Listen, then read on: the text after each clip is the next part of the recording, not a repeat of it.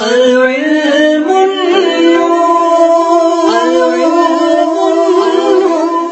علم ایک نور ہے جس السلام علیکم ورحمۃ اللہ وبرکاتہ۔ الحمدللہ وکفا وسلام علی حبیبہ المصطفیٰ، اما بعد فاعوذ باللہ من الشیطان الرجیم، بسم اللہ الرحمن الرحیم۔ فلیحذر الذین یخالفون عن امرہ ان تصیبہم فتنہ او یصیبہم عذاب علیم، صدق اللہ مولانا العظیم۔ بارگاہ رسالت مآب صلی اللہ تعالیٰ علیہ وسلم میں درود پاک کا ہدیہ پیش کریں۔ اللہم صلی علی سیدنا و مولانا محمد معدن الجود والکرم وآلہ واصحابہ الکرام وابنہ الکریم وبارک وسلم صلاة دائمة سرمدا ابدا۔ عزیزان گرامی وقار، مسلسل کئی سالوں سے ہم اپنے ملک کے حالات دیکھتے آ رہے ہیں، بد سے بدتر ہوتے جا رہے ہیں۔ کن کن حالات کا تذکرہ کیا جائے، پریشانیاں کن کن باتوں کی، ہر میدان میں مارے ہوئے نظر آتے ہیں، ہم ہر جگہ سے بچھڑے ہوئے نظر آتے ہیں۔ اس کی وجہ کیا ہے؟ مسلمانوں کے حالات کو لے کر سپریم کورٹ نے ایک کمیٹی بھی بنائی کہ حالات دیکھ کر کے ان کی رپورٹ دی جائے، جس کو سچر کمیٹی کہا جاتا ہے، سری کرشنا کمیٹی ہے۔ اس میں جو حالات لکھے گئے ہیں وہ ہندوستان کے شیڈول کاسٹ سے بھی زیادہ بدتر حالات ہیں، مسلمانوں کے حالات۔ میرے عزیزو، آج کے دور میں خصوصیت کے ساتھ جو سب سے برے حالات ہیں وہ خوف اور ڈر کا ماحول ہے۔ میں مسلمانوں سے ہی کہتا ہوں کہ اتنا خوف اور ڈر جو تمہارے دلوں میں آیا، جو ہزاروں نے لاکھوں لوگوں کو آج بزدل بنا رکھا ہے، یہ ڈر، خوف، ہر وقت ہر گھڑی لوگوں کو ظالموں کا خوف ستا رہا ہے۔ پتہ نہیں ہمارے ساتھ کیا ہو جائے گا، کیا نہیں ہوگا، کیا ہو جائے گا۔ اب میں آپ کو بتاتا ہوں کہ یہ سارے حالات کیوں آئے۔ ایک حدیث پاک حضرت ثوبان رضی اللہ تعالیٰ عنہ سے مروی ہے۔ رسول کریم صلی اللہ تعالیٰ علیہ وسلم ارشاد فرماتے ہیں، یوشک الامم ان تداعى علیکم کما تداعى الاکلۃ الی قصعتها۔ ان قریب میری امت پر ساری قومیں جھپٹ پڑیں گی جیسے کہ بھوکا برتن پہ جھپٹتا ہے۔ میری امت پر، حضور صلی اللہ تعالیٰ علیہ وسلم فرماتے ہیں، تم پر ساری امتیں جھپٹ پڑیں گی، ساری قومیں جھپٹیں گی، سب تمہیں نشانہ بنائیں گی، سب تمہیں ٹارگٹ کریں گی جیسے کہ بھوکا برتن پہ جھپٹ پڑتا ہے۔ فقال قائل من قلت نحن یومئذ، کسی ایک سوال کرنے والے نے اس وقت، صحابی نے حضور صلی اللہ تعالیٰ علیہ وسلم سے پوچھا، یا رسول اللہ صلی اللہ تعالیٰ علیہ وسلم، تو کیا ہماری تعداد کم ہوگی اس زمانے میں جو یہ ساری جماعتیں ہم پر جھپٹ پڑیں گی؟ اب جواب سنیں، رسول کریم صلی اللہ تعالیٰ علیہ وسلم ارشاد فرماتے ہیں، وَلَكِنَّكُمْ كَثِيرُونَ غُثَاءً كَغُثَاءِ السَّيْلِ۔ رسول پاک صلی اللہ تعالیٰ علیہ وسلم فرماتے ہیں، نا، تمہاری تعداد تو بہت زیادہ ہوگی لیکن تمہاری حیثیت سمندر کے جھاگ کی طرح، سمندر کے جھاگ کی طرح کہ ہوا آئے تو یہ جھاگ اڑ جائے، جھاگ سمجھتے ہوں گے، جھاگ کی طرح تمہاری حیثیت ہوگی، کثیر تعداد میں ہو کر کے بھی کوئی معنی نہیں رکھتی۔ آج وہی پوزیشن ہے ہماری۔ آگے کی حدیث میں ہے، اللہ تبارک و تعالیٰ کے حبیب صلی اللہ تعالیٰ علیہ وسلم یہ ارشاد فرماتے ہیں، وَلَيَنزِعَنَّ اللَّهُ بِكُمُ الْمُحَابَةَ مِنْكُمْ۔ حضور پاک صلی اللہ تعالیٰ علیہ وسلم ارشاد فرماتے ہیں کہ تمہارے دلوں سے اللہ تبارک و تعالیٰ، جو تمہارے اوپر اللہ تعالیٰ نے ایک رعب رکھا ہے کافروں کے اوپر، وہ رعب ہٹا دے گا، تمہارا رعب ختم کر دیا جائے گا۔ وَلَيَقْذِفَنَّ اللَّهُ فِي قُلُوبِكُمُ الْوَهْنَ، اور تمہارے دلوں پر اللہ تعالیٰ خوف طاری کر دے گا، ڈر بٹھا دے گا، وہن آ جائے گا تمہارے اندر۔ جو پہلے سے دشمنان اسلام تم سے جو خوف رکھتے تھے وہ خوف ختم کر دیا جائے گا اور تمہارے دلوں میں وہن پیدا کیا جائے گا۔ پوچھا گیا وہن کیا ہے؟ اب یہی آتی ہے، اللہ کے حبیب صلی اللہ علیہ وسلم فرماتے ہیں، حب الدنیا و کراہیت الموت، دنیا سے بے پناہ لگاؤ رکھتا ہے اور مرنے سے خوف کھاتا ہے، مرنے سے ڈرتا ہے۔ یہ دو چیزیں تو مسلمان کی ہے ہی نہیں میرے عزیزو، دنیا میں مگن ہو جانا اور موت سے غفلت۔ ہمارے لیے موت تو رسول پاک صلی اللہ تعالیٰ علیہ وسلم کے دیدار کا ایک ذریعہ ہے، رب ذوالجلال سے ملاقات کا ذریعہ ہے۔ مسلمان کے لیے موت خوف کا سامان نہیں ہے۔ یہ دو چیزیں جب کسی کے دل میں آ جاتی ہیں، حب الدنیا، دنیا کی محبت، اور پھر موت سے بھاگنا، تو سمجھ لو تمہارے دلوں میں اللہ تعالیٰ دشمنان اسلام کا خوف بٹھاتا ہے۔ آج یہ جو خوف کا ماحول طاری ہے وہ دو وجوہات سے، اس کی دو وجوہات ہیں، یہی ہے حب الدنیا و کراہیت الموت۔ باہر نکلو ان تمام چیزوں سے، باہر نکل آؤ۔ مسلمان کے لیے تو علامہ اقبال نے کہا تھا کہ وہ صحابہ جو نہتے ہوتے تھے رسول پاک صلی اللہ تعالیٰ علیہ وسلم کے ساتھ چل پڑتے تھے، ان کے سینوں میں ذرا خوف کہیں خوف ہے؟ ارے لکڑیاں لے کر کے بدر میں آ گئے، خوف نام کی کوئی چیز نہیں، سامنے ایک بڑا لشکر جرار ہے، خوف بالکل نہیں تھا۔ وجہ کیا ہے؟ دیکھیں، جب موت کا اور مرنے کا ڈر طاری ہو جاتا ہے تو ہزار ہیلے بہانے اور مصلحتوں میں گھر جاتا ہے، پھر وہ بے غیرت ہو جاتا ہے، وہ ہر چیز کو برداشت کرنے لگ جاتا ہے، جیسے آج ہماری حالت ہے، ہر چیز کو برداشت کرنے لگ گئے، ہر چیز کو۔ کیا نہیں برداشت کر رہے آج آپ لوگ، کیا نہیں برداشت کر رہے؟ اب انتظار کرو اور اس سے بھی خطرناک چیزیں تمہیں دیکھنے کی ہیں۔ تمہارے گھر لوٹے جا رہے ہیں، تمہاری مسجدیں پامال ہو رہی ہیں، خانقاہوں کو اجاڑا جا رہا ہے، درگاہوں کو جلایا جا رہا ہے، کیا یہ سب چیزیں دیکھ کر برداشت نہیں کر رہے؟ ہر چیز کو برداشت کرنے کی طاقت آ جاتی ہے جب آدمی بے غیرت ہو جاتا ہے، بے غیرت ہو جاتا ہے۔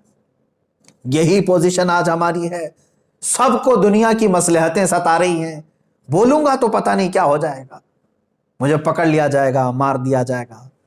صحابہ اکرام جو نکلتے تھے رسول کریم صلی اللہ تعالیٰ علیہ وسلم کے ساتھ، ان کا مطلب یہ نہیں تھا کہ ہم نکل پڑیں گے راستے میں اور ایک بڑی چیز بنا لیں گے، جائیں گے تو مال غنیمت ملے گا اور پھر گھر بنا لیں گے، نہیں۔ علامہ اقبال نے کہا ہے، شہادت ہے مطلوب و مقصود مومن، نہ مال غنیمت نہ کشور کشائی۔ وہ تو شہادت کو دیکھتے ہوئے نکل پڑتے تھے، اور جہاں جاتے تھے رب تعالیٰ ان کے لیے راستے کشادہ فرماتا تھا۔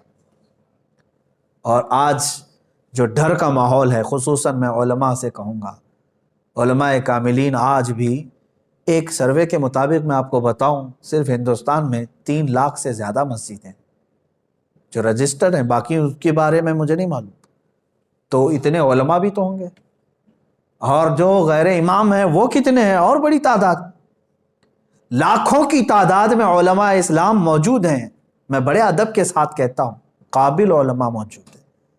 ہو سکتا ہے ان کو بہت ساری مصلحتوں نے گھیر رکھا ہے، بعض حالات ان کے بھی ایسے آ گئے کہ قوم نے بولنے سے روکا، کمیٹیوں نے روک دیا، معاشی حالات نے بولنے سے روک دیا، لیکن اے گروہ علماء، ان تمام بندشوں سے باہر نکل آؤ۔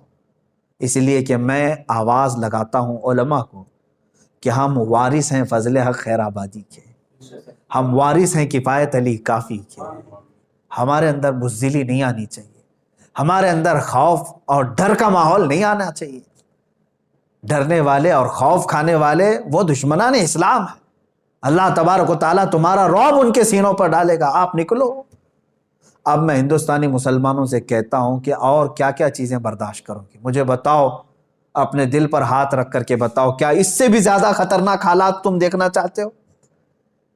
تم نے کیا نہیں دیکھا؟ چند سالوں پہلے ہماری مسجدیں شہید ہوئی تو آواز اٹھاتے رہے، کئی لوگ شہید بھی ہو گئے ایک مسجد کے نام پر، لیکن اب کے حالات دیکھیں، غیرت مار دیا انہوں نے، دنیا کی لالچ دے دے کر کے یا سیاست میں ان کو بانٹ بانٹ کر کے ایسی غیرت مار دیا کہ اب تو ہماری مسجدوں کے سینے پر کھڑے ہو کر کے اگر کوئی دوسرا اپنے مندر بنا لے تو کسی کو کچھ فرق نہیں پڑتا۔ آج میرے عزیزو، یہ حالات بھی آج کے نہیں ہیں ہندوستان میں، نا انصافی پہ نا انصافی ہے۔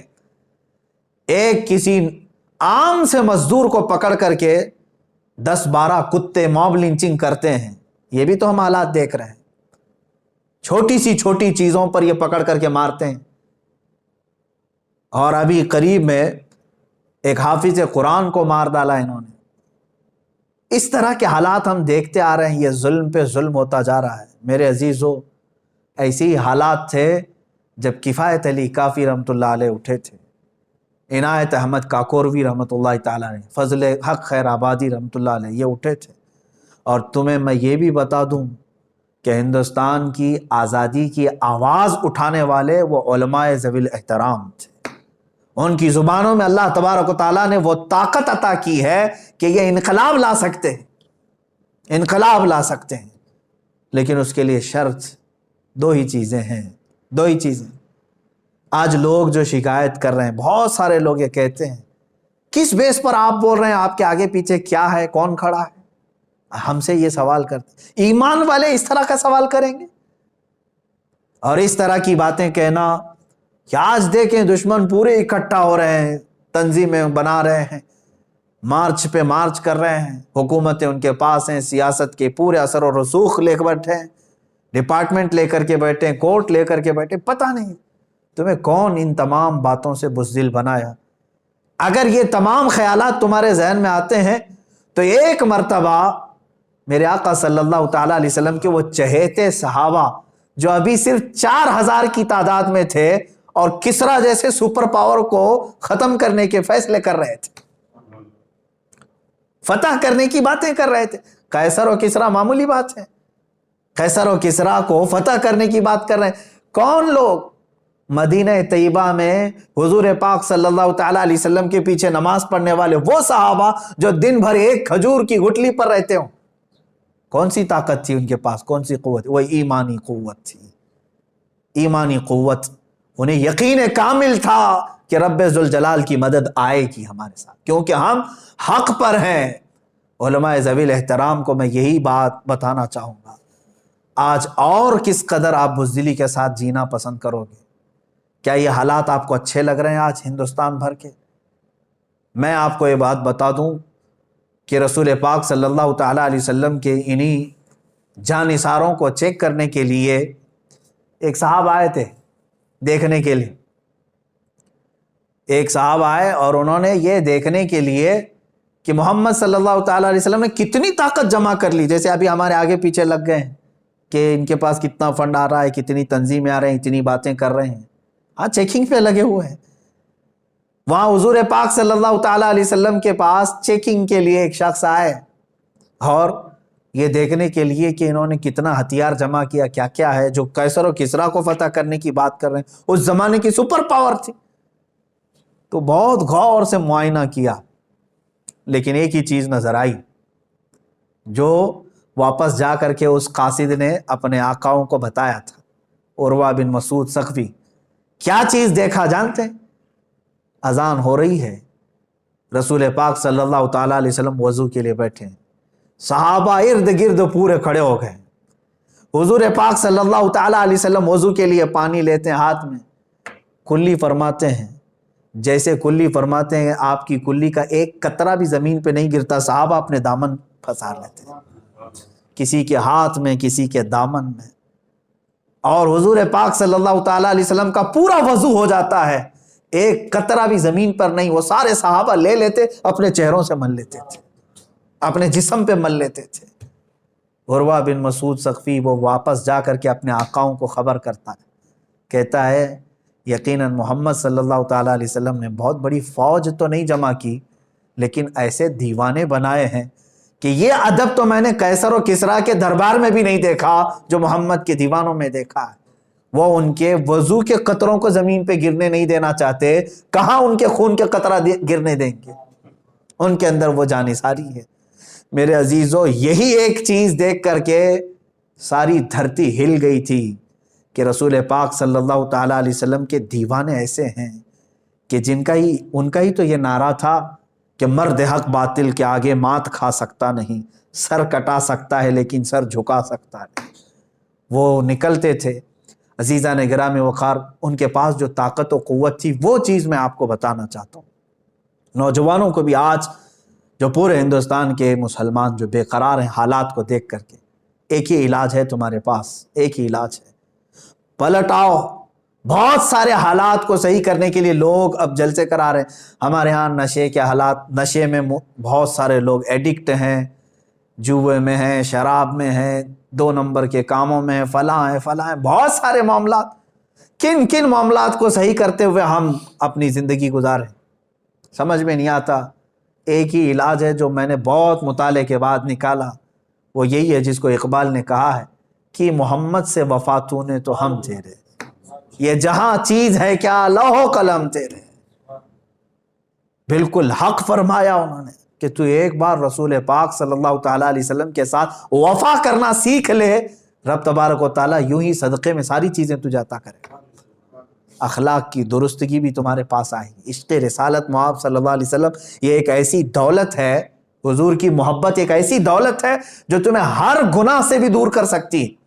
جھوٹ بولتے ہیں جو گناہ نہیں چھوڑتے اور پھر حضور کی محبت کی بات کرتے ہیں، جھوٹ بولتے ہیں، ورنہ حضور کا سچا عشق جب دل میں آتا ہے نا کیا ہوتا ہے جانتے ہیں؟ حضرت انس فرماتے ہیں صحابہ تو سچا عشق کرتے تھے حضور سے، ابھی شراب حرام نہیں ہوئی تھی مدینہ طیبہ میں۔ حضرت انس رضی اللہ تعالیٰ عنہ فرماتے ہیں ایک جگہ کعبہ خانے میں شراب کے مٹکے پیالے میں بھر بھر کر کے لوگوں کو سرو کرتا تھا، دیتا تھا۔ شام کا وقت تھا، شراب کے پیالے میں پیش کر رہا تھا لوگوں۔ اچانک مدینے میں اعلان ہونے لگا، ایک اعلان کرنے والے منادی نے کہا اللہ کے نبی صلی اللہ تعالیٰ علیہ وسلم پر قرآن کی آیت نازل ہوئی کہ آج سے شراب حرام ہے۔ یہ اعلان ہو رہا تھا گلیوں میں۔ حضرت انس فرماتے ہیں جس کے ہاتھ میں جہاں پیالہ تھا وہیں سے چھوڑ دیا، کسی کے ہونٹوں تک گیا تھا تو وہیں سے چھوڑ دیا۔ یہ نہیں سوچا کہ جا کر کے حضور سے سن لے پہلے بات صحیح ہے کہ نہیں صحیح ہے۔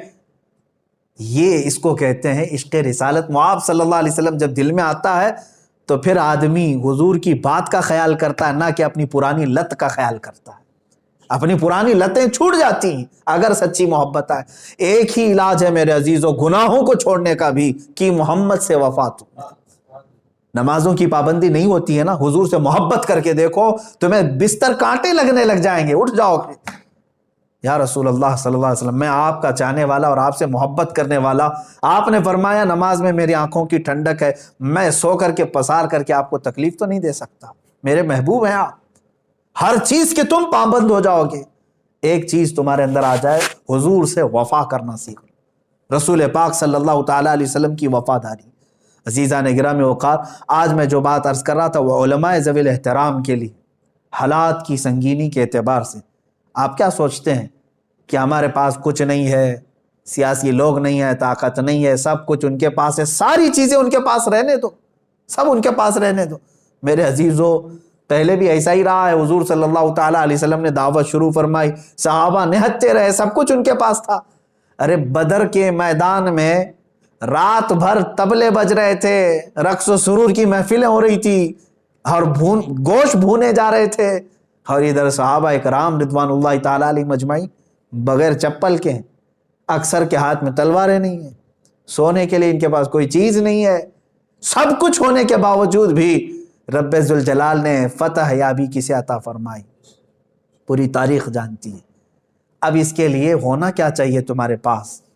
ہونا کیا چاہیے؟ وہ دو چیزیں ہیں جن کو اقبال نے کہا ہے، دو بہت عظیم تلواریں ہیں تمہارے پاس، یقین محکم عمل پہ ہم، جہاد زندگانی میں ہیں یہ مردوں کی شمشیریں۔ دو چیزیں تمہارے پاس اگر آ گئی، پختہ یقین اللہ کی ذات پر اور میرے رسول پاک صلی اللہ تعالیٰ علیہ وسلم کی ذات پر کہ میں کسی اور کا کتا نہیں، میں رسول پاک صلی اللہ علیہ وسلم کا وفادار ہوں۔ حضرت سفینہ رضی اللہ تعالیٰ عنہ ایک صحابی ہیں، وہ جنگل میں گئے تھے، راستہ بھٹک گئے تھے، ایک شیر دہاڑتا ہوا آ گیا، شیر، جنگل کا شیر دہاڑتا ہوا آ گیا، تو جیسے ہی وہ قریب آیا تو حضرت سفینہ نے کیا فرمایا جانتے ہیں؟ اس صحابی نے کہا انا مولا رسول اللہ صلی اللہ علیہ وسلم، اتنا کہا میں رسول اللہ کا غلام و خادم ہوں۔ وہ شیر دم ہلاتا ہوا وفادار کتے کی طرح آپ کو مدینے تک چھوڑ گیا۔ میرے عزیزو، یہ اگر تمہارے اندر یقین محکم آ جائے، یقین محکم پختہ یقین آ جائے، تو پھر مجھے وہ اقبال کا شعر یاد آتا ہے، نکل کر کے صحرا سے جس نے الٹ دیا تھا تخت روما کو، نکل کر کے صحرا سے جس نے الٹ دیا تھا تخت روما کو، سنا ہے قدسیوں سے میں نے کہ وہ شیر پھر ہوشیار ہوگا، وہ شیر پھر ہوشیار ہوگا، لیکن اس شیر کو ہوشیار ہونے کے لیے یقین پختہ ہونے کی ضرورت ہے۔ یقین پختہ کرو علماء ذویل احترام سے میں بارہا گزارش کرتا ہوں کہ آپ اپنے منصب کا استعمال کرو، آپ نائب رسول ہیں، رسول پاک صلی اللہ تعالیٰ علیہ وسلم کی نیابت کا تاج آپ کے سروں پر رکھا گیا ہے۔ آج امت آپ کی نگہبانی کی طرف دیکھ رہی ہے۔ اگر ہزار مصلحتوں کے بہانے کرو گے تو یاد رکھنا ایک بڑی بات ہے جو بار بار ہمیں ہلاتی ہے، وہ یہ ہے کہ حضور صلی اللہ تعالیٰ علیہ وسلم کی عزت پر حملے ہو رہے ہوں، جیسے آج ہندوستان کے حالات ہیں۔ ایک غلیظ پاکھنڈی جو دنیا کا سب سے غلیظ انسان اور سب سے بڑا آتنکوادی جو میرے دیش میں رہ رہا ہے، زہر اگل رہا ہے، زہر پہ زہر اگل رہا ہے، اور رسول پاک صلی اللہ تعالیٰ علیہ وسلم کی عزت پر حملے کر رہا ہے، اس غلیظ انسان کی گالیاں سننے کے بعد میرے عزیزوں کھانا پھیکا ہو جانا چاہیے، راتوں کی نیند اڑ جانی چاہیے، علماء کی بھی، تمام مشائخ کی بھی، تمام مسلمانوں کی بھی۔ کیا تمہیں معلوم نہیں ہے کہ رسول پاک سے کمال محبت کا نام ہی ایمان ہے؟ اور ایسے حالات میں ہم اس کو سن کر کے خاموش رہ جائیں تو پھر ہمارے ایمان پر بھی سوال آتا ہے۔ میں جو بات عرض کر رہا تھا وہ یہ ہے کہ حضور کی عزت پر حملہ ہو رہا ہو اور پھر کوئی حضور صلی اللہ تعالیٰ علیہ وسلم کی عزت کی حفاظت کی بات کر رہا ہے، نہیں میں باہر نکلوں گا حضور کے لیے، حضور کی عزت کے لیے میں باہر نکلوں گا، اور پھر سوچتا ہے میری سیکورٹی کیا ہے، میری سیفٹی کیا ہے، تو فرمایا وہ جھوٹا آدمی ہے، جھوٹا آدمی ہے۔ رسول پاک صلی اللہ تعالیٰ علیہ وسلم کی عزت پر جب بات آئے تو صحابہ جیسا وہ عشق آنا چاہیے کہ انہوں نے کبھی نہ اپنا گھر دیکھا، نہ کوئی اپنے حالات دیکھے، بلکہ میرے آقا کے پیچھے چل پڑے۔ جنگ خندق کا موقع ہے میرے عزیزوں، حضور پاک صلی اللہ تعالیٰ علیہ وسلم مہینہ بھر جنگ خندق کے موقع پہ مصروف رہے۔ بڑی سخت ان کے لیے آزمائش کا یہ موقع تھا، جس کو سورۃ الاحزاب قرآن پاک میں بھی آئی، جنگ احزاب بھی کہتے ہیں۔ یہاں سے پلٹ رہے تھے جنگ خندق سے، درمیان میں صحابہ اکرام زخمی ہیں، ہاتھوں میں خون رس رہا ہے، کئی جگہ تیروں کے نشان ہیں، بیچ راستے میں جبرائیل امین علیہ السلام تشریف لائے۔ عرض کیا یا رسول اللہ صلی اللہ علیہ وسلم، رب تعالیٰ کا حکم ہے کہ یہیں سے آپ بنو نذیر کا معرکہ سر کرنے کے لیے نکل پڑے۔ ابھی مدینہ نہیں پہنچے، خندق سے مدینہ صرف 5 کلومیٹر کا فاصلہ ہے، آدھا راستہ طے کیے، جبرائیل امین آئے۔ کتنا ٹائم لگتا مدینے جانے کے لیے؟ حضور پاک صلی اللہ تعالیٰ علیہ وسلم نے صحابہ کو مخاطب کر کے کہا، اے میرے صحابہ، جبرائیل امین آئے ہیں اور کہہ رہے ہیں کہ یہیں سے بنو نذیر کا بھی معرکہ سر کرنا ہے۔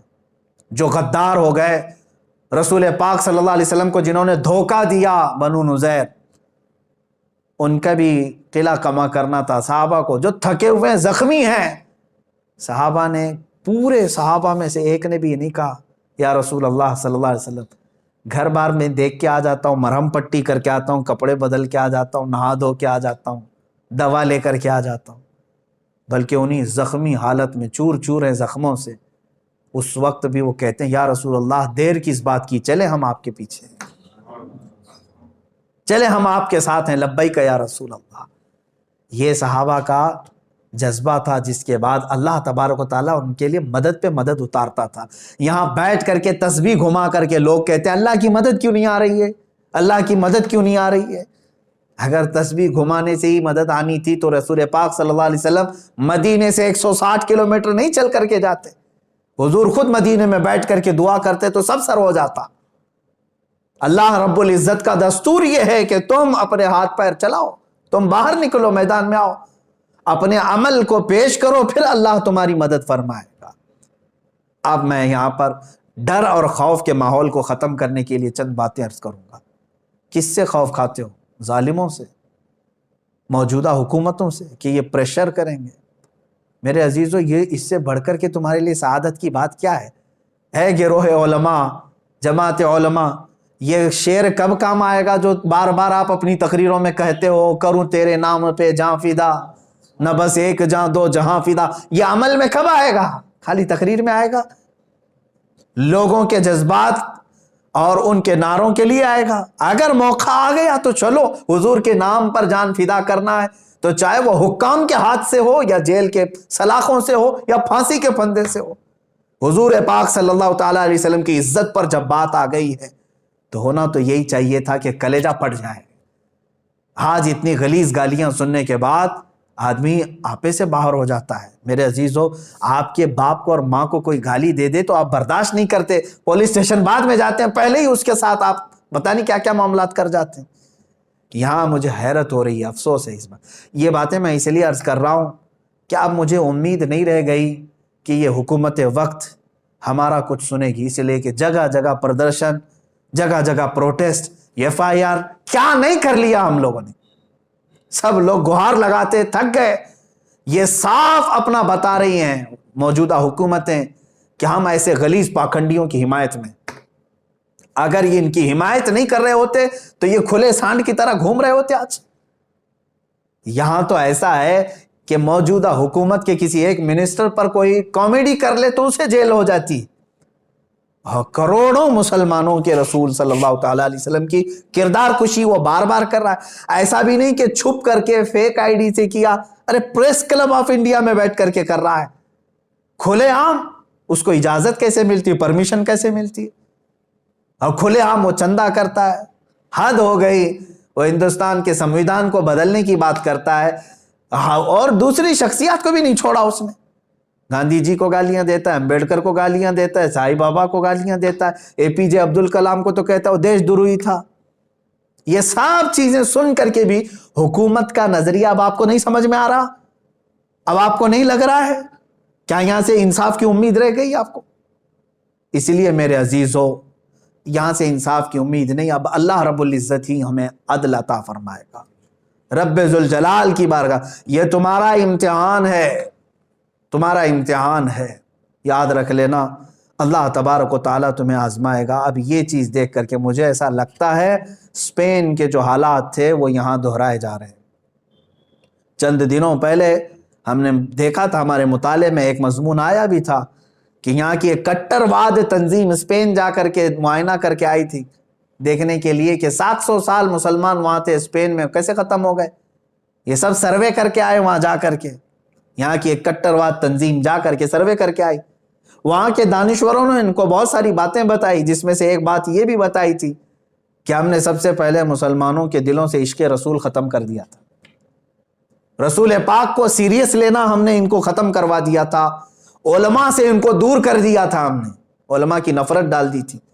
اسی پر آج یہاں عمل کیا جا رہا ہے ہمارے ملک میں۔ دیکھو آج ہماری عوام علماء کے خلاف کیسی کیسی بکواسیں کرتی ہے۔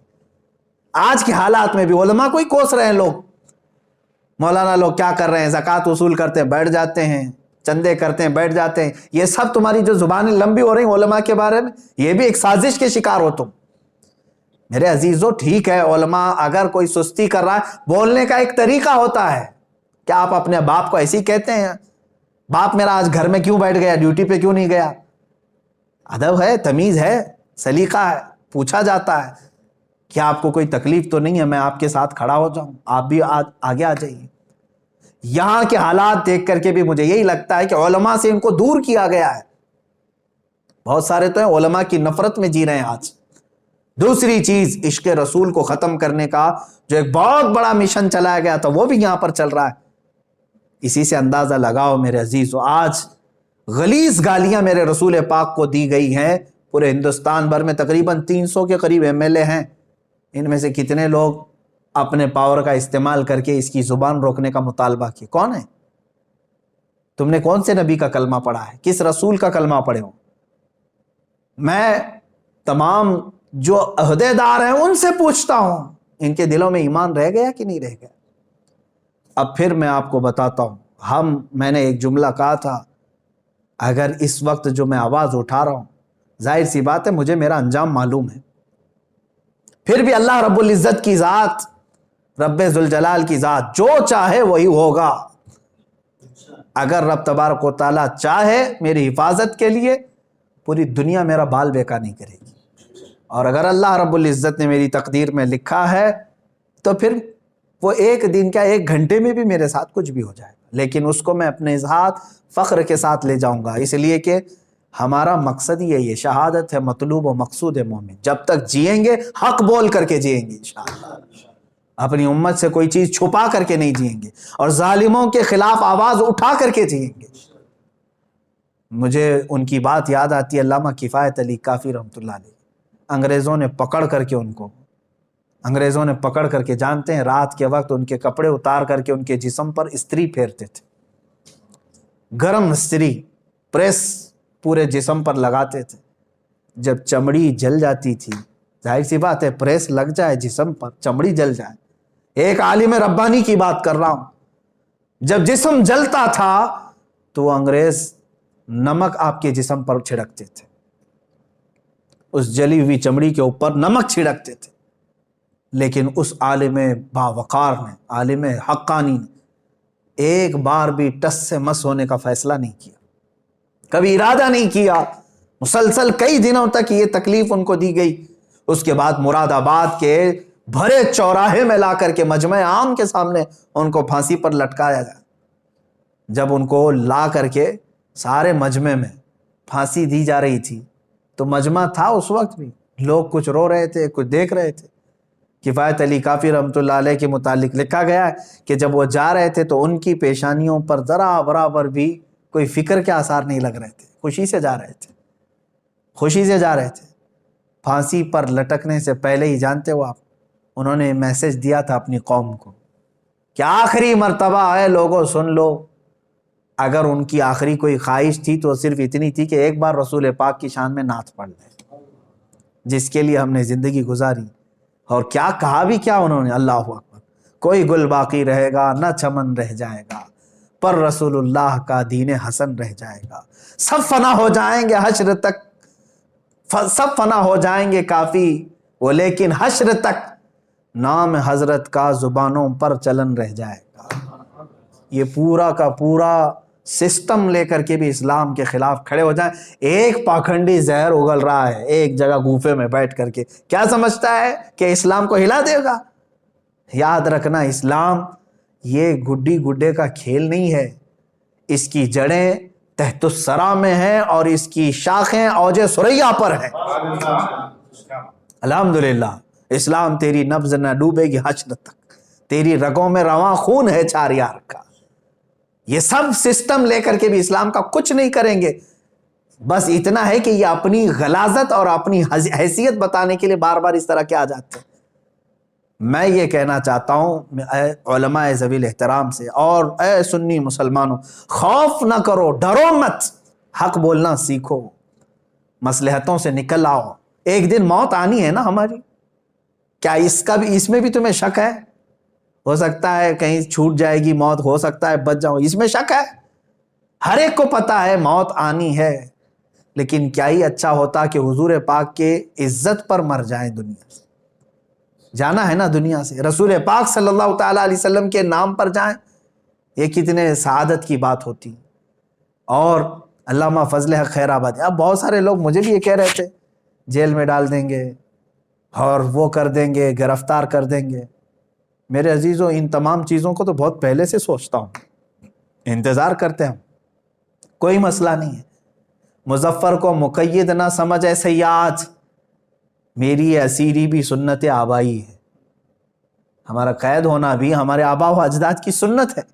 علامہ فضل حق خیر آبادی، عنایت احمد کاکوروی، دو ایسے بزرگ ہیں میرے عزیزوں، جلیل القدر علماء ہیں. زندگی پوری ان کی کالا پانی میں سزا کے طور پر کٹ گئی. وہیں ان کی قبر ہے، جزیرہ انڈمان نکوبار. آج بھی علامہ فضل خیر آبادی رحمۃ اللہ علیہ کی وہیں قبر بھی. ایک باوقار عالم ربانی کو بغیر کسی قصور کے پوری زندگی وہاں ختم کرا دی گئی جیل میں، اور وہیں شہادت بھی پائی انہوں نے. اور پھر آج کے زمانے میں ہزار مصلحتوں کو ڈھونڈتے ہو تو میرے عزیزوں پھر ان کا نام کس زبان سے لیتے؟ اسی لیے میں کہتا ہوں علماء کو چاہیے فخر سے کہیں کہ ہم کفایت علی کافی کے وارث ہیں اور فضل حق خیر آبادی کے وارث، اور ان کا جو وارث ہوگا انشاءاللہ العزیز وہ تختہ دار کو بھی چومے گا اور جیل کی سلاخوں کو بھی محبوب کائنات صلی اللہ علیہ وسلم کے دیدار کا گھر سمجھے گا. ہاں، یہ بھی ہم نے بزرگوں سے سنا ہے کہ جب حکام سختی پر آ جائیں، ظالم تمہارے اوپر سوار ہو جائیں تو خوف نہ رکھنا، ڈرنا مت. ہوگا کیا ہے جانتے؟ امام احمد بن حنبل رضی اللہ تعالیٰ، اللہ علماء حق کی ایک ایسی مثال، جب ظالم پورے تخت کے ساتھ تھے، حکومت کے ساتھ تھے، سب ان کے ساتھ تھا، امام احمد بن حنبل کے زمانے میں، ارے خلیفہ اسلام بڑا طاقتور ہوا کرتا تھا، آپ نے فتویٰ اس کے خلاف دیا تھا، اور جو حق تھا اہل سنت و جماعت کا موقف وہ دیا تھا۔ اس پاداش میں بادشاہ نے قید کیا آپ کو، خلیفہ نے، ایک بار نہیں، تین لوگ آئے، خلیفہ کے بعد اس کا بیٹا ہے، اس کے بعد اس کا، 3 بادشاہ بدلے، تینوں نے قید کیا، اور امام احمد بن حنبل کو جبہ اٹھا کر کے کوڑے مارنے کا حکم دیا تھا۔ کوڑے لگوائے جاتے تھے، کوڑے ایسے کہ ایک کوڑا آج کے زمانے میں لگ جائے تو چمڑی تمہاری کوڑے سے لگ کر کے آ جائے گی۔ امام احمد بن حنبل 4 اماموں میں سے ایک امام ہے۔ ایک مرتبہ کا واقعہ ملتا ہے کہ جلاد جب کوڑے لگا رہا تھا، بدن کھلا تھا، تہبند بدی ہوئی تھی، لنگی صرف، تہبند نیچے کھسکنے لگ گئی، کھلنے لگ گئی۔ کوڑوں پر تو آپ روتے نہیں تھے، چلاتے نہیں تھے، تہبند جب نیچے اترنے لگی، سطر کھلنے لگا، تو آپ کو غم ہو گیا، کیا میں بے سطر ہو جاؤں گا؟ حق بات کے لیے میں نے آواز اٹھائی تو کیا رب تبارک و تعالیٰ مجھے بے سطر کر دے گا، بے آبرو ہو جاؤں گا؟ اتنا آپ کے ذہن میں خیال آیا اور رونے لگے۔ اچانک جلاد نے دیکھا غیب سے 2 ہاتھ آئے اور ان کی تہبند کو پکڑ لیا۔ 2 ہاتھ برآمد ہوئے اور ان کی تہبند کو پکڑ لیا۔ پھر امام احمد بن حنبل خوشی سے کھڑے ہو گئے، جلاد کو کہا تو اپنا آپ کام جاری رکھ۔ میرے عزیزو، کس کے ہاتھ تھے؟ کون آیا تھا؟ جب ظالم اپنے پوری طاقت دکھانے کے لیے سر پر آ جائیں، کوڑے بھی ماریں، تو یاد رکھنا میرا بھی یہ وجدان کہتا ہے وہ کسی اور کے ہاتھ نہیں، وہ صرف رسول اللہ کے ہوں گے، میرے آقا صلی اللہ تعالیٰ علیہ وسلم کی مدد نازل ہوگی۔ تو اگر اللہ رب العزت نے آپ کے پاس زبان دیا ہے اور آج کے زمانے میں سوچنے اور سمجھنے کی قوت دیا ہے، تو آج امت بڑی قسم پرسی کے عالم میں ہے۔ آج ہمارا مستقبل داؤ پر لگا ہوا ہے۔ ایک بات بتا کر کے میں رخصت ہونا چاہتا ہوں، یاد رکھنا، امام غزالی رحمۃ اللہ تعالیٰ علیہ کی وہ بات مجھے یاد آتی ہے۔ آپ نے فرمایا امت کے سامنے جب رسول پاک صلی اللہ علیہ وسلم کی توہین ہو رہی ہو اور امت اپنی عیاشیوں میں مصروف ہو، کھا رہی ہو، پی رہے ہو، سو رہی ہے، تو امت کو چاہیے کہ تھوڑے دن اور انتظار کرے، ان کے ساتھ کیا حشر ہوگا۔ فرماتے ہیں ان کی عورتیں، ان کی بچیاں باہر لائی جائیں گی، بیچی جائیں گی، نیلام کی جائے گی، ان کی ماں اور بہنوں کی عزت، اور یہ کچھ نہیں کر سکیں گے، ان کے بچے مار دیے جائیں گے۔ وہ وقت بھی ہمارے ساتھ آئے گا، کیونکہ اب جب رسول پاک کی عزت یہاں پر محفوظ نہیں رکھی گئی تو پھر اب کس کی عزت سلامت رہے گی؟ قرآن کو گنڈوں کی کتاب کہا جا رہا ہے، اسلام کو ڈاکوؤں کا دین کہا جا رہا ہے، میرے آقا صلی اللہ تعالیٰ علیہ وسلم کو اتنے بھدے الفاظ، معاذ اللہ، رب ذوالجلال کی شان میں بھی بکواس، بچا کیا اب تمہارے پاس؟ بچا کیا؟ ہمارے پاس جو کچھ بھی ہے جینے کے لیے، میرے عزیزو، یہ ظالم دنیا والے سمجھتے ہوں گے یہ اتنا کیوں چلا رہے ہیں، انہیں معلوم نہیں ہے اسلام میں اور دیگر مذاہب میں فرق کیا ہے۔ کھانے پینے، اٹھنے، اچھلنے کودنے، تیوہار کرنے اور کپڑے پہننے کا نام اسلام نہیں ہے۔ اسلام تو ایک روحانیت ہے جو عظیم رشتے کا نام ہے۔ اگر رسول پاک صلی اللہ تعالیٰ علیہ وسلم سے اس کا رشتہ نہیں ہے تو اسلام ہی نہیں ہے اس کے پاس۔ بمصطفیٰ رسام خیش کے دی ہما اوست، اقبال نے کہا ہے، اپنے آپ کو رسول اللہ تک پہنچا دے، یہی دین ہے۔ اگر بہن رسیدی تمام ابو لہبیس، اگر تو رسول پاک تک نہیں پہنچا تو تیرے میں اور ابو لہب میں کوئی فرق نہیں ہے۔ وہ تو حضور کے بہت قریب تھا، چاچا تھا، لیکن پہنچا نہیں رسول اللہ تک۔ میرے عزیزو، یہ ایک بات یاد رکھ لیں کہ رسول پاک صلی اللہ تعالیٰ علیہ وسلم کی توہین ہو رہی ہو اور امت خاموش رہے تو تمہارے ساتھ اب جو مستقبل میں ہونے والا ہے وہ بہت خطرناک ہے، بہت خطرناک ہے۔ آج اگر بیدار نہیں ہوئے تو پھر تم بہت دنوں تک پچھتاؤ گے۔ معاذ اللہ رب العالمین، ایک شخص نے یہ تحریر لکھ کر کے کہا تھا، سعودی عرب میں جدہ کے کچھ گھروں میں مسلمان بچے باہر پڑھنے کے لیے گئے اور واپس آ کر کے اپنے ماں باپ سے پوچھتے ہیں ہو از دا محمد، معاذ اللہ رب العالمین۔ انہوں نے بچپن سے وہاں پڑھایا۔ اس ایک رائٹر نے ایک تحریر لکھ کر کے کہا تھا کہ اے مسلمانوں، شاید تمہارے ساتھ بھی یہی ہو جائے کہ دشمن ہر جگہ سے تمہارا ایمان اور تمہارے عشق رسالت کا دشمن ہر چیز سلب کرنے کے لیے تیار ہے، اور ایک بڑی بات، ایک بڑی خانقاہ، ہماری معظم خانقاہ ہندوستان کی، ان کے سجادہ نشین، اللہ رب العزت ان کی عمر دراز فرمائے۔ حضرت نے مجھ سے ایک بڑا جملہ کہا، میں بطور نصیحت کرتا ہوں، وہ رو رہے تھے بات کرتے کرتے، کہہ رہے تھے کہ جب رسول پاک صلی اللہ تعالیٰ علیہ وسلم کی اتنی توہین ہو گئی تو اب یہاں جینے کا مزہ کیا ہے، کھانے میں کیا مزہ رہ گیا ہے۔ وہاں تو حضرت ابوبکر صدیق رضی اللہ تعالیٰ عنہ، ایک شخص آیا قاصد حضور کی داڑھی شریف کی طرف ہاتھ کر کے بات کر رہا تھا، تو حضرت ابوبکر کو برداشت نہیں ہوا، آپ نے ہاتھ اس کا جھٹک دیا اور کہا دوبارہ اگر ہاتھ اٹھا تو تیرے جسم کے ساتھ ہاتھ بھی نہیں رہے گا، حضور سے بات کر رہا ہے تو۔ یہ ان کا جذبہ تھا۔ اور صلاح الدین ایوبی کی بات میں نے کہا، برنس نے صرف اتنا کہا تھا ایک مسلمان قافلے کو لوٹ کر کے بلاؤ اپنے محمد کو مدد کے لیے۔ حضرت صلاح الدین ایوبی کو جب یہ بات پتہ چلی کہ ایک عیسائی جرنل نے میرے آقا کے بارے میں ایسا جملہ کہا ہے، تو جانتے ہیں 2.5 سال تک صلاح الدین ایوبی بستر پر نہیں سوئے، 2.5 سال تک بستر پر نہیں سوتے تھے، اور اپنے پیر لمبے نہیں کیا، اور کہا کہ جب تک اس گستاخ رسول کو پکڑوں گا نہیں میں تب تک بستر پر نہیں سوؤں گا۔ آج ہمارے حالات کیا ہیں؟ سارے عیش مزے سب تو ویسے ہی چل رہے ہیں۔ علماء اور خانقاہیں، آپ کیا سمجھتے ہیں خانقاہیں کس کے نام پر چل رہی؟ رسول پاک صلی اللہ علیہ وسلم کے نام پر۔ اگر آج حرکت نہیں آئی ہمارے اندر تو پھر سب کچھ چھین لیا جائے گا، کوئی چیز باقی نہیں رہے گی تمہارے ہاتھ میں، کوئی چیز نہیں۔ مٹتے ہوئے بھی ہم نے دیکھا ہے بہت سارے لوگوں کو، تاریخیں ختم ہو جاتی ہیں، قومیں پوری کی پوری ختم کر دی جاتی ہیں اگر میرے آقا صلی اللہ تعالیٰ علیہ وسلم سے وفاداری نہیں کی۔ میں آپ سے پوچھتا ہوں، مسلمانوں سے بھی، علماء سے بھی، ارے زندگی بھر رسول پاک کا نام لے لے کر کے کھاتے رہے، زندگی بھر انہی کا صدقہ تو کھاتے رہے، جب میلاد آئے تو حضور کے نعتیں قصیدے سب، ہماری تقریریں، ہماری زندگیاں حضور کے نام پر ہی تو کھا رہے ہیں۔ آج جب رسول پاک کی شان پر ہرزہ سرائی ہو رہی ہے تو ہماری حرکت دیکھی جائے گی۔ امتحان کا وقت ہے، یہ ہمارے امتحان کا وقت ہے۔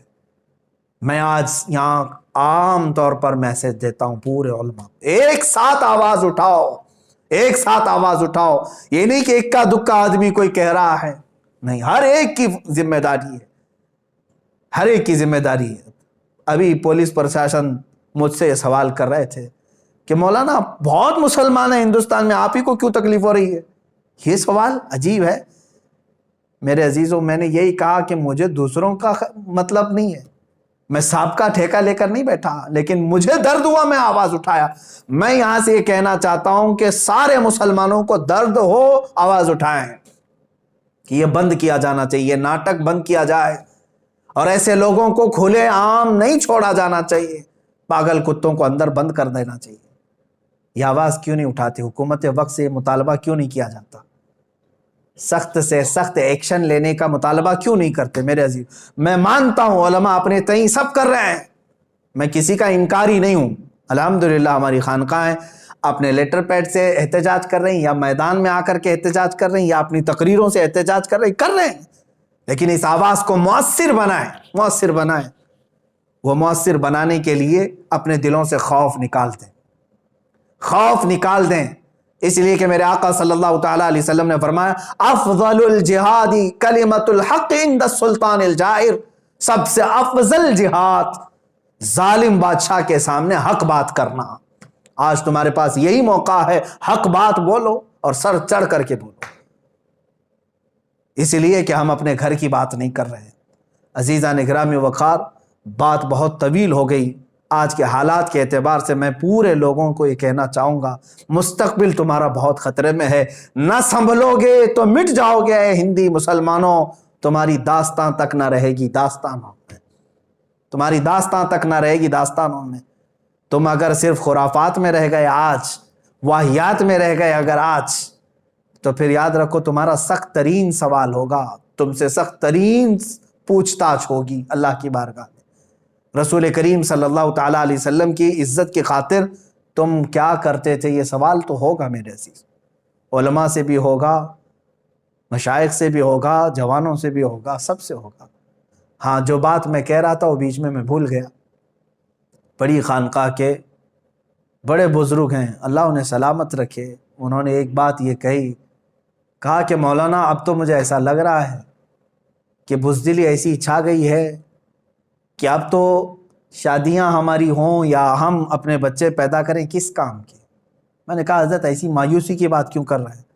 کہا اس لیے کہ شرم آتی ہے اور حیا آتی ہے کہ آج حضور پاک صلی اللہ تعالیٰ علیہ وسلم کو برسر عام گالیاں دی جا رہی ہیں.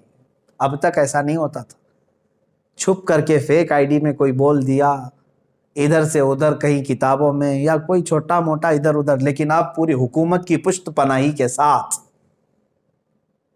اس کو ساری مدد فراہم کی گئی ہے. ارے باڈی گارڈ ہیں پورے جس کے آس پاس، اور اس سے زہر اگلوایا جا رہا ہے. تو حضرت نے یہ فرمایا کہ اب ہمارے سامنے جب اس قدر غلاظت بکی جا رہی ہے تو پھر اس طرح کی بزدل بچے پیدا کر کے کیا مطلب کیا رہ جاتا ہے. لیکن میرے عزیزو یہ بہت بڑی بات ہے، اگر اسی طرح سے تم بزدل رہو گے تو ایک بات یاد رکھ لینا، منتشر ہوگے تو قسطوں میں صفایا ہوگا، متحد رہو گے تو کہلاؤ گے مومن و غازی. انشاءاللہ العزیز رب تبارک و تعالیٰ کی مدد آئے گی، ضرور آئے گی.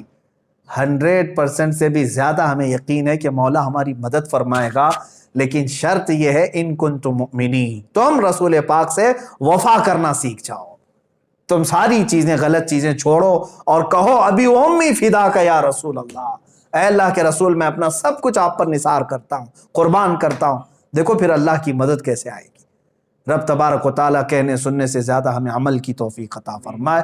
رسول کریم صلی اللہ تعالیٰ علیہ وسلم کی بارگاہ میں ہم سب کو مولا تعالیٰ سرخرو رکھنے کی توفیق عطا فرمائے. وآخر دعوانا ان الحمد للہ رب العالمین.